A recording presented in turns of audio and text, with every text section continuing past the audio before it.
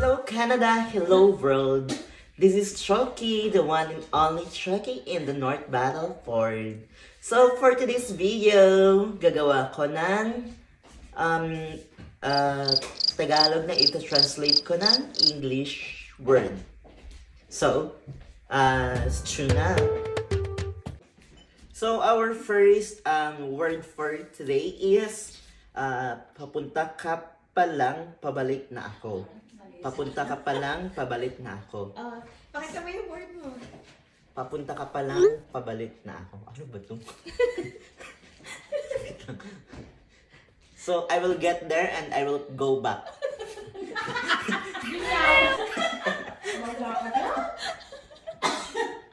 Dali, gamitin mo yung IELTS mo. Bilis. Papunta ka pa lang, pabalik na ako. So, ano ba? You're going back, I shall return. Ganon. You will go, I will going back, I shall return. Ganon. Ganun, di ba? Tama ba ako or tama ka? Ayan. So, sige. The other word is... Go. Basahin mo na. So, the second sentence is... Minikaniko ni Monica ang makina ni Monico. So, ita-translate natin to English. Monica was raped. So, dito masusubukan kung nakapasa ba talaga ako ng IELTS. So, sige. The machine who is in Monico, they are doing in Monica. And the machine of Monica, Monico is doing great. Thank you. Tira ka ng vlogger. So, the third sentence is, ito. Basahin mo.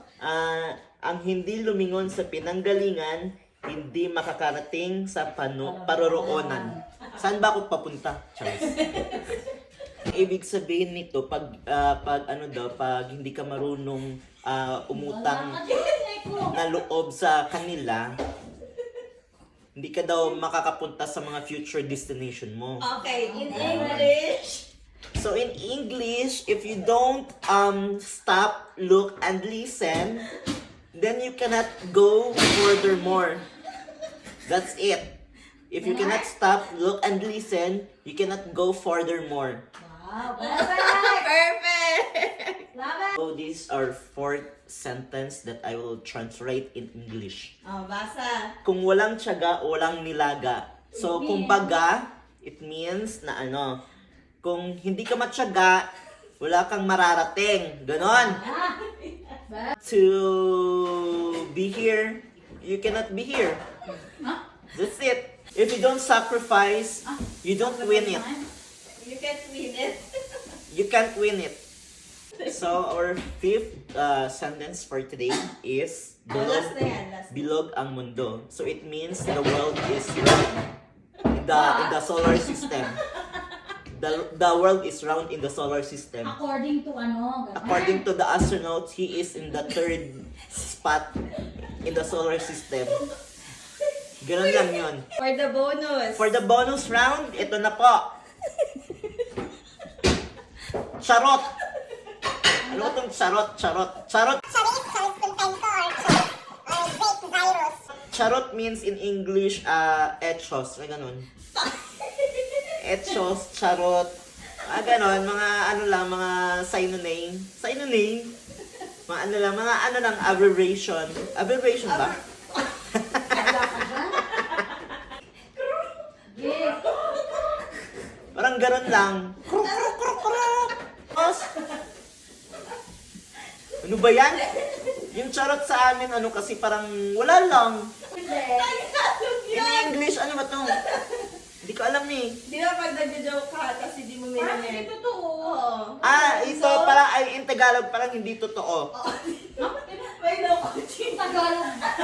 Oo. Tagalog pa rin yun, Bex. Oo nga Tagalog, parang hindi totoo. In English parang it's not true. Wow. It's a lie. Charot, di ba means joke? And Di ba then pag joke, nag-joke ganun. ka, yun yung Oo. expression mo. Ano ba Ganun. yan? So, yun na nga po ang challenge ko for today's vlog. And wait ko pa yung mga opinion nyo down below in the comment section. So, need ko po yan kasi parang nabuang ko dito, parang nabaliw ako sa English and vocabulary skills ko. So this is Choki in North Battleford that na nag-iiwan ng isang katagang I am confidently beautiful with a heart. Wow. Thank you, mabuhay! Galing!